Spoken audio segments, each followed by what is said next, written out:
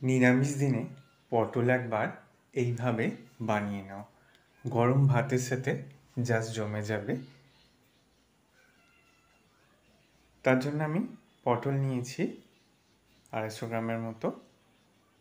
পটলের অল্প করে খোসা ছাড়িয়ে প্রথমে একদিক এইভাবে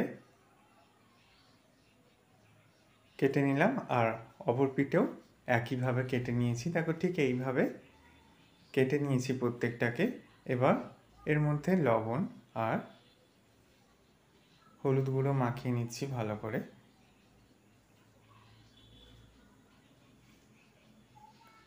তোমাদের একটা কাছ থেকে দেখিয়ে দিচ্ছি, দেখো ঠিক এইভাবে কেটে নিতে হবে প্রত্যেকটা পটলকে।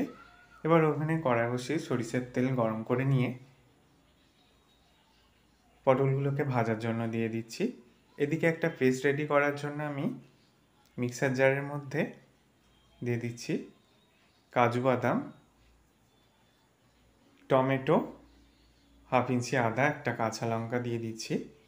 আর এর মধ্যে দিয়ে দেব 2 চামচ মতো নারকেল কোড়া আর অল্প একটু জল দিয়ে এটার একটা পেস্ট তৈরি করে নেব। এদিকে পটলগুলো ভাজা হয়ে গেছে আর পেস্টটাও রেডি করা হয়ে গেছে। পটলগুলোকে তুলে নিচ্ছি। এবার ওই তেলের মধ্যে জিরে আর শুকনো লঙ্কার ফোড়ন দিয়ে দিয়েছি।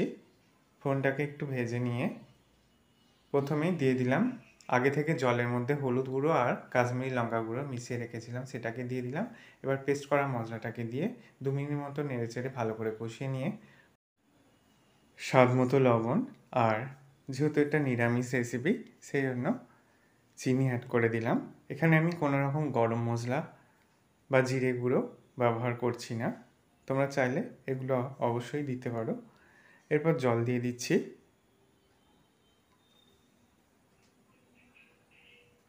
এরপর ভেজে রাখা পটলগুলোকে দিয়ে আমি 6 থেকে 7 মিনিট মতো রান্না করে নিয়েছি।